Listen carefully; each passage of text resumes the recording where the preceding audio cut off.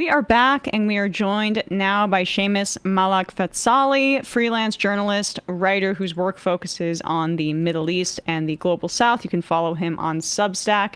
Seamus, thanks so much for coming back on the show. My pleasure. I wanted to talk to you a bit about the state of the talks with Iran, and especially after the United States bombed Iran, backed up Israel in its offensive belligerence in Iran, killing hundreds. Maybe let's take a step back, and if you don't mind recapping a bit what the chain of events has been over the past 6 weeks or so with this escalation in tensions. I mean, Iran and the United States were in nuclear negotiations in Oman, in direct negotiations, and apparently throughout the entirety of that, there was apparently very good progress. All these different roadblocks had been overturned, and there was a real chance of a deal, and that all turned out to be total deceit. The United States really hammered in the idea that they would accept nothing else than zero nuclear enrichment, period. There were a bunch of different ways that they went about attempting to finagle some sort of I don't even know what we would call it. They talked about, well, Iran would have a right to nuclear enrichment, but they wouldn't actually be able to enrich anything. They could enrich the uranium in a different country, and then they could have it sent back to Iran. All kinds of different ways to get around the most obvious sovereign right they had. And when Iran did not back down on that, Israel launched the war, saying that Iran was, days away from being able to construct 10 nuclear weapons. As you said, nearly Which 1,000 is insane. people were killed. They were at 60% enrichment, right? At that time is what that which might be an overemphasis, but that's what the Western press was saying. They would have needed 90% enrichment to do that. There was no imminent threat, but of course that's like what the threadbare lie that they're relying on here. Exactly. I mean, this thing, they've been talking about Iran being a week, a month, hours away from a nuclear weapon for, as long as I've been alive, practically. It's been that in the narrative, in the general narrative. But now, of course, they had to act. It was a preemptive strike, yada, yada, yada. And because of that, almost 1,000 Iranians were killed. People are still missing under the rubble.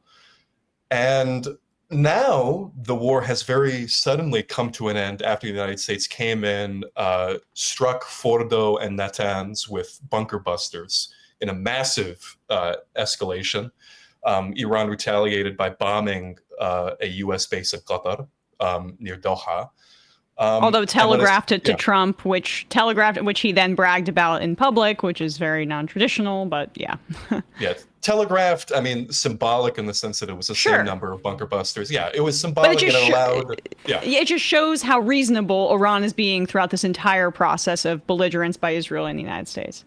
And the reasonability thing is leading to this situation where this war could easily break out again, in that now that there's a ceasefire, a very sudden ceasefire, Iran is still talking about, well, maybe we could go back to the negotiating table if the United States gives us guarantees that it won't strike again. But the idea that the United States could give any sort of solid guarantee is gone completely out the window. Witkoff is again leading these negotiations, these proposed negotiations, and now they're asking for the sky, even more so than they were last time. Now it's not only no nuclear enrichment. Now Netanyahu wants a complete abolition of their ballistic missile production, non-nuclear, just their ballistic missiles. Ever going to happen. That's a poison pill. Yeah, poison pill. You're essentially saying that a regional power has no right to self-defense. Yeah. And additionally, they're also saying that Trump apparently wants a full-fledged peace deal with the Islamic Republic. Similar to, I guess, the Abraham Accords, but with the United States, which is absolutely never going to happen. And so they're proposing all these different things that are going to be increasingly unpalatable to the Islamic Republic's leadership. And yet the Iranian state, the president, are kind of continuing to act like, oh, well, maybe there's something that can be done. And it's leading to a lot of different discord. The Tucker Carlson interview that just occurred, President Masoud Pezeshkian spoke to Carlson and was like, hey, we're still willing to talk to the United States if, there are all these guarantees that are willing to be provided. And when that interview came about, something like 30 conservative MPs just published a letter where they took the president to task and were like, hey, you're projecting a lot of weakness here needlessly. And it would really be appreciated if you didn't do that to an American journalist. It's enabling the hardliners. Yeah, I'm sorry, Seamus. Yeah. No. It's enabling hardliners. We're going back to this. We saw this again with Gaza, with Lebanon, and now with Iran, where we can't get out of this pattern that we're in, where we kind of have to pretend that we can still trust American and Israeli guarantees if they can come to some sort of amicable solution. But that period is over. Absolutely. And I want to play that exchange that you're referring to. This is part 2 that Seamus just referenced, when Tucker Carlson... Some of these questions are good. Like, it's crazy to say that, but it was a good get for him to get this interview, and he asked some relevant things. This is when Tucker asked the president of Iran, who came in as a reformer, but is now, as you say, getting hit for not being hawkish enough because 1,000 Iranians are dead from Israel and U.S. bombs, asked here about Tucker Carlson about their openness to diplomacy. Do you have plans to re-enter negotiations with the United States, with Envoy Steve Witkoff or anyone else? And if not, what do you think will happen? We see no problem in re-entering the negotiations. But before that, I have to remind you that because of the atrocities by the Zionist regime, by Israel, not just against my country, but in the whole region, we are now facing a crisis. The people are facing a crisis that we need to put it behind ourselves. Our commanders were off duty. They were spending the night at their homes with their families, but they were killed. And this is considered a war crime according to the international law, because they were off duty, as I said.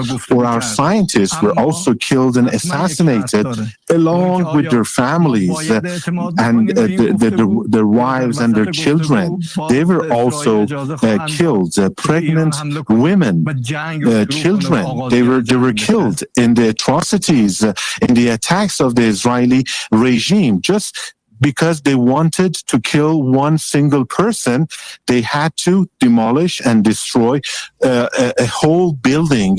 And as a result of this, a lot of innocent people were killed. A lot of people were killed. And as I said, there is this crisis that we have to put it behind ourselves. And there is a condition, there is a provision for the restarting the talks. How are we going to trust the United States again? We re-enter the negotiations. Then how can we know for sure that in the middle of the talks, the Israeli regime will not be given the permission again to attack us? That is an excellent question, but you're, Seamus, across some of the Iranian domestic reaction to this. Can you both expand on his comments and how they're being perceived internally in Iran, which you touched on earlier, but just if you could expand on it. I mean, when Pezeshkian was running for president, there was a big criticism from a conservative camp who were backing Saeed Jalili, who was a nuclear negotiator who was once criticized as a failure, but now has a much warmer reputation after the myriad betrayals by the American negotiating team. The criticism was that continuing to emphasize the importance of negotiations, that engaging with the West was placing Iran in a weak position, that it was pursuing a failed strategy. and that this would eventually come to bite the country in the back in the future. And now, I mean, the response that I've seen from the conservative media has broadly been, I mean, why are we still doing this? Why is the foreign minister still talking about potentially going back to the negotiating table? Why is the president talking about potentially negotiating with the Americans? I mean, that phrase about like putting this crisis behind us, it's like we haven't gotten. They're critical of why any. I mean, one thing I should say is that when the ceasefire was declared, very suddenly in the middle of the night, there was this lack of belief that this was possible. The tone in the conservative media on state television in Iran was that discussing a ceasefire when Israel was attacking so severely, so violently, would be treasonous, that Iran had the upper hand, that it needed to follow the Houthi model of striking 10 times harder than the Americans were striking. All of the mood was that it needed to expand. Like, we're in the existential war right now that has always been promised, and we need to act like it. And then when that ceasefire suddenly happens, everybody's just kind of bewildered and is wondering, where do we go from here? Where does this all go? Especially because the reports are, we don't get accurate information about casualties out of Israel. We just don't, because they always are trying to project strength. But from what we've heard, the Iranian strikes, it punctured the Iron Dome, right? And Israel was in a weak position. So there's speculation that the ceasefire that was so rushed was like Trump pushing it over the ceasefire, I'm putting in quotes, pushed over the finish line here because Israel was suffering losses. And so if you're a hawk within Iran, and I know we talk about Iran here domestically as if they don't have their own conservatives and liberals and hawks and doves and like their own political system. But if you're a hawk in Iran, you're going to say, why did we stop here? And what did we even gain out of this? Yeah, and I mean, the thing you're talking about with Israel taking losses, there were people talking about that if this were to go further, if this were to go into another week or two, another few weeks, that Israel would have seen much more devastating effects from the fact that they were running out of interceptor missiles. Now, America can supply those, and that's still a major concern, but they were reaching that bottleneck. And now that there is a ceasefire, I mean, I follow reformist figures, I follow reformist journalists inside Iran, and even though they're obviously happy that they're not getting bombed every single day by the Israeli Air Force, we've seen what happens with ceasefires in Gaza and in Lebanon. Even during those periods of relative peace, I mean, there were still daily strikes. There's still daily strikes in Lebanon, in southern Lebanon. Israeli troops kept moving in southern Lebanon just yesterday. And now Israel is talking about striking Iran again to keep it in compliance with the ceasefire if it moves to reconstruct the nuclear program. So the concern that was raised at that time was like, okay, we've lost the ladder of escalation here, and now we're forced back into a reactive position. I mean, this has been a really devastating war. I mean, hundreds of people have died, nearly 1,000 people have died, but this situation might be worse after this. It might be a situation that we can't easily get ourselves out of, and that's a real concern. The incentive is for Iran to make a nuclear weapon. That's what they're basically. I think that Israel and the United States would be okay with that outcome if it is pursued. But if it's achieved, then there's a level of deterrence that Iran didn't previously possess. And that's probably what the hardliners are saying, right? Like, what can we do to prevent ourselves from being bombed when the U.S. is not engaging in negotiations in good faith, and maybe even was engaging in negotiations with us as some sort of stalling tactic to put their defenses down so that Israel could bomb? The internal conversations with Iran should be like, well, what other deterrent do we have except for creating our own nuclear weapon? I mean, when the war was happening, there were members of parliament who were on television practically begging the supreme leader to construct a nuclear weapon, to remove his his fatwa against nuclear weapons. There were protests in the streets, demonstrations, people were chanting for an atomic bomb. There is a real sense of like, in the public discourse in a way that it really wasn't beforehand, even if it had been trending that way, but it suddenly just explodes onto the scene. If we're being accused of constantly having a nuclear weapon, if we're doing all these symbolic retaliations, why on earth don't we have this? The primary roadblock to that, though, is that, okay, you have the state television, you have the media, you have members of parliament, but then you have the military leadership and then the supreme leader.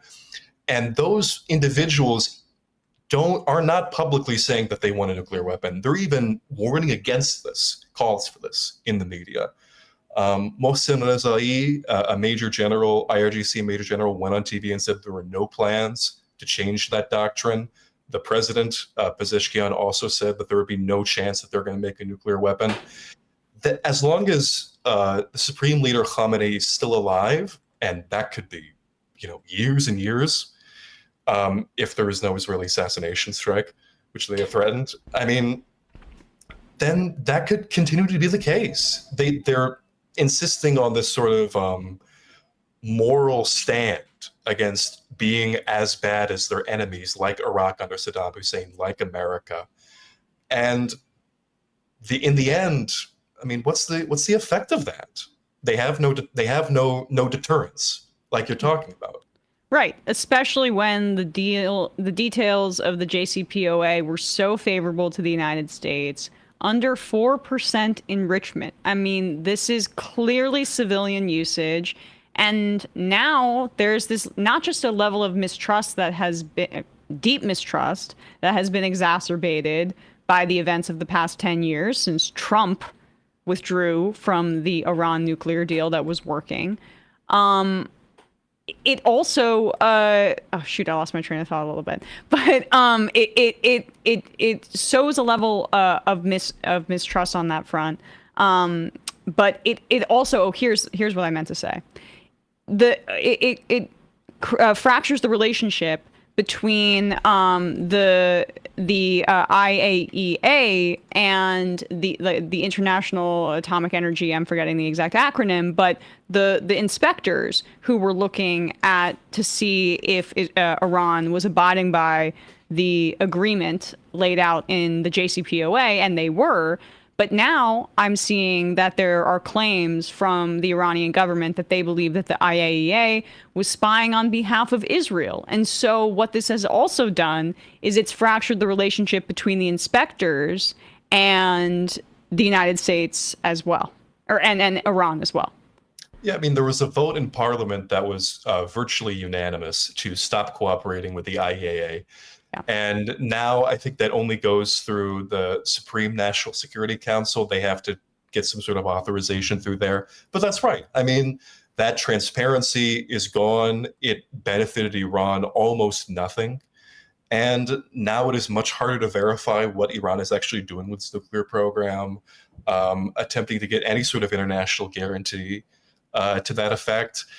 And I mean, it just also works to confirm that Europe, despite at one time portraying itself as a much more reasonable negotiating partner, is now much more in line with the United States. I mean, during the war, the new German Chancellor Merz was talking about Israel doing its dirty work, Europe's dirty work in regards to the war. And when Iran made a whole big show about going to negotiate with Europe, showing it as like, okay, we can't negotiate with America, but we can negotiate with the EU, then the French representative goes on television and says, actually, no, we agree that there should be no nuclear enrichment. Their goals are exactly the same as the United States. And I'm sure if the subject becomes about getting rid of its ballistic missile capabilities or getting rid of any other thing that Iran has, Europe will be exactly in line with this. It forces Iran into, whether or not it wants it to, it is becoming more and more isolated as other countries reveal what their actual intentions are. And Iranian diplomats were very bewildered to this fact during the negotiating process before the war, and they seem to be getting it more after the war, but to the degree that it may actually change their calculus, I'm not sure. I'm not sure yet. Could it change their relationship with China, where they're maybe more open than they had been previously? And it might have been smarter for them to engage in China and buy Chinese weapons more so than they had been, honestly, given the lack of good faith, to put it mildly, by Europe and the United States and, of course, Israel. The relationship with China has been a real topic of discussion within Iran about this. I mean, as soon as the war ended, Iranian military representatives went to China, went to look at that technology, and there are scattered reports, I'm unsure of the veracity, about whether or not they're going to work to buy Chinese military technology, buy jets that could maybe be able to work against Israeli jets, because Israeli jets really were not Iranian jets were not a problem for the Israeli jets during the course of the war because they're so outdated. But to the degree that, I mean, I think some people were expecting that China would really step in and defend Iran against the war. And that flurry of, I guess, a feeling of betrayal or wondering if like a relationship can be forged with China where that can take place, I think it's a bit misguided. It can't get to the extent that like America has with Israel, that sort of alliance. I mean, definitely not. And China's also not interested in overextending itself in the ways that the United States is militarily. It's not in their interest, but they do want to they want to incur on U.S. influence in the region. And I feel like the best avenue for that is a relationship with Iran, although they do seem to want both a harmonious relationship with Saudi Arabia and Iran, given them brokering those talks over Yemen 2 years ago, which I still think is like an underreported story here about China's relationship with the Middle East. And they also want a cordial relationship with Israel. I mean, they sell military weapons to Israel, so they can't become an adversary in that way. They can't be a guarantor of Iran's security. Yeah. But trying to invest, I mean, there was a whole push towards the East under President Raisi, the previous president. There were deals for investments that were signed where the details are murky. That's a trend that's going to continue, and Iran can still benefit from that by buying its military technology. But it's not going to be a high-level Warsaw Pact, NATO-like alliance, like I think some people want.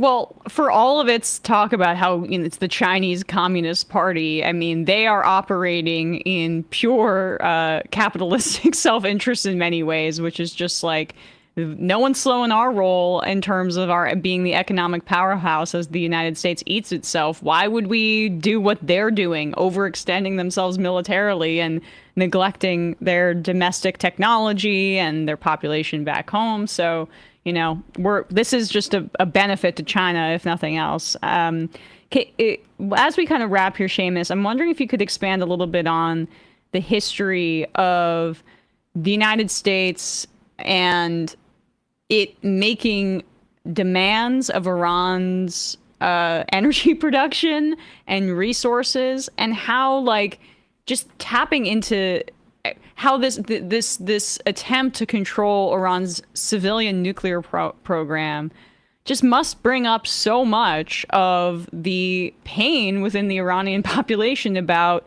the United States overthrowing the democratically elected leader of Iran because they dared to try to audit BP to find out how much BP was stealing from the people of Iran. That clearly, for me, at least from the outside, that must be a connection that many people are drawing, or a history that is important for the West to understand.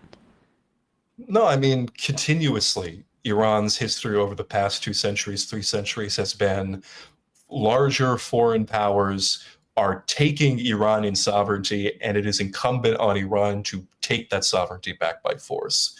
I mean, there's a deep connection there with, like, the Treaty of Turkmenistan in the 19th century, where Iran was forced to give up a large amount of its territory to Russia. That's something that happened in the 19th century, but when Foreign Minister Zarif, who negotiated the original JCPOA, when he was questioned before Parliament, he was very loudly accused of negotiating a modern-day Treaty of Turkmenistan. It's that level of connection there. Like, these historical wrongs are all connected, and they're continuous, and they're never ending. So giving away Iranian sovereignty in any way, shape, or form is obviously, it's a pretty big taboo. In any country, but in Iran in particular.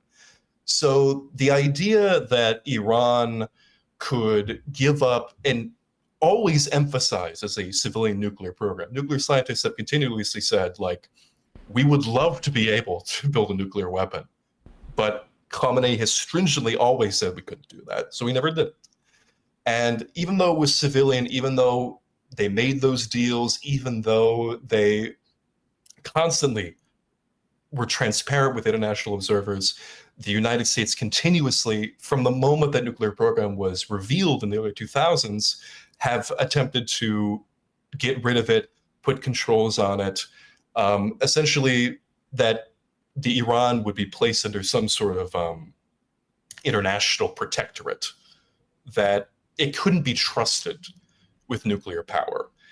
And I mean, in the past, with like Libya, for example, the idea was that, okay, this is a country with a nuclear program, but it's willingly giving it up, and it shows that, like, hey, this is a path that's maybe fruitful for you, Iran. Maybe you could do something like this, and you can re-engage with the West. And there was a popular perception that Iran could maybe one day engage with the West. And then what happened in both these cases? Libya, its government was overthrown, NATO intervened, and now it's a complete failed state. Nothing operates. It's a basket case. And in Iran's case, Netanyahu is openly still using the Libya model as a model for Iran in the future. It's not just about the nuclear power, the concern about it, that long-standing concern for the past 20 years. That has always been a cover for wanting regime change, wanting chaos, wanting the country to essentially fall apart. When the ceasefire negotiations were happening, one of the American negotiators was quoted in Axios saying that, like, essentially paraphrasing, when will the Iranians understand that they might not have a country if they don't agree to this? Like, that's the level of what they want, essentially. I mean, Iran, it's just, all right, just to rant for a second.